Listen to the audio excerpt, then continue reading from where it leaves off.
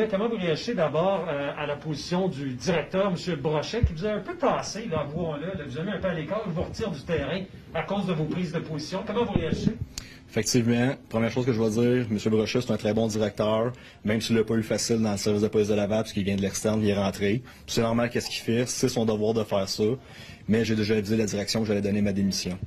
Donc, ces mesures-là, pour me faire taire, pour contrôler un agent de la paix, un policier, ne fonctionnent plus envers moi. Donc, attendez, là, vous êtes en train de sacrifier, vous dites, moi c'est fini comme policier, parce que vous voulez devenir, je ne sais pas, conspirationniste à temps plein, là. Vous allez me dire que c'est exagéré, mon expression, là? Effectivement, M. Poirier, c'est exagéré. Je suis pas conspirationniste à temps plein. J'ai des commerces. J'ai bâti des parapluies alentour de ma décision. Et pourquoi que mes collègues ne peuvent pas le faire? C'est qu'ils n'ont pas financièrement la possibilité de quitter une fonction comme policier. Et je dis présentement au Québec, à tout le monde, qu'il y a une mascarade qui se passe en ce moment. Dans les postes de police, les masques, on les porte quand la direction est là, ou pour cacher nos barbes, parce qu'on n'a plus le droit de garder nos barbes, pour des N95. Puis là, c'est la frénésie, là, si j'ai des poils de barbe dans le visage. C'est rendu ridicule, parce que les policiers sur le terrain, là, ils voient des personnes décédées tous les jours, ils voient des pendus, ils voient des accidents de la route, puis tu viens me déranger dans mon travail d'honnête policier, parce que j'ai une barbe dans le visage. Stand-by. Ajuste ta réalité. Okay, mais vous croyez-vous au masque? Vous croyez-vous aux effets du masque? Non. Je le crois pas, je le fais parce que c'est ça le règlement. OK, et la pandémie. Vous êtes allé dans des hôpitaux, j'ai lu vos publications. Vous dites que les urgences sont vides. Oui. Et vous dites que la pandémie, par la bande, ça n'existe pas. Ça, vous le confirmez? Je confirme de ce que j'ai vu de mes yeux. Ce sont des faits que je suis capable de relater, que les urgences ne sont pas débordées. J'ai parlé à plusieurs infirmières qui ne peuvent pas parler parce qu'ils vont perdre leur emploi. Il y a 5, 6 cas par hôpital. Ça vous fait dire quoi, ça? Sur la pandémie, ça vous fait dire quoi, ça? Moi, ça me fait dire qu'il faut arrêter cette mascarade-là.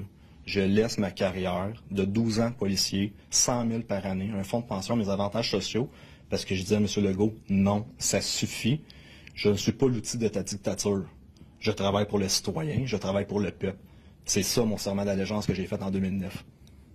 Là, j'ai appris, moi, selon mes sources, que vous avez dit, je vais prendre un congé sans solde. Vous en avez demandé un à l'employeur, un congé sans solde, parce que vous vouliez protéger votre famille contre la pandémie. J'ai de la misère à vous suivre, M. Ouimet.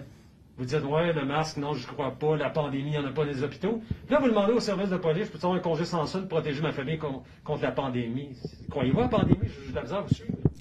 Ça s'appelle un jeu d'échecs. Ça s'appelle une game, un jeu de cartes. Si le gouvernement, le service de police dit que c'est extrêmement dangereux, que c'est une pandémie, c'est ça qui est marqué à la télé, puis on est dans une deuxième vague, puis les cas augmentent. Moi, j'ai le droit de ne pas y croire à cette fameuse pandémie-là. Mais par contre, qu'est-ce qui est légal, qu'est-ce que vous dites, c'est que c'est dangereux. Je vis avec des personnes âgées, 86 ans, hypothéquées pour sa santé, problèmes d'eau au poumon, difficultés respiratoires, oxygène 24/24. Si tu veux faire croire ça, je demande un sans-sol. Je demande d'être retiré de la patrouille parce que les cas de COVID dans la police de Laval là, commencent à exploser. Mais on n'est pas malade, là. On n'est pas en train de mourir. Là. Donc vous dites, oui, c'est peut être dangereux, mais je ne crois pas en pandémie. Oui, il y a des cas de COVID. Le COVID existe. Il y a des cas positifs dans la police de Laval. Mais si tu veux suivre, tes bottines doivent suivre tes babines. Si c'est tant dangereux que ça, je demande un sans-solde pour protéger toute personne âgée. J'ai la chance dans ma vie de peut-être sauver 2 vies. Ces personnes-là attrapent le COVID, sont morts. On s'entend? Un drame familial. Je me suis engagé dans la police pour sauver des vies. Je réclame un sans-solde. Et tu ne fais rien. Dangereux ou pas dangereux? Parce que si je l'attrape et je l'emmène dans la maison, j'ai la possibilité de tuer des gens. Et tu n'agis pas. Okay, good. Merci. Ça fait plaisir.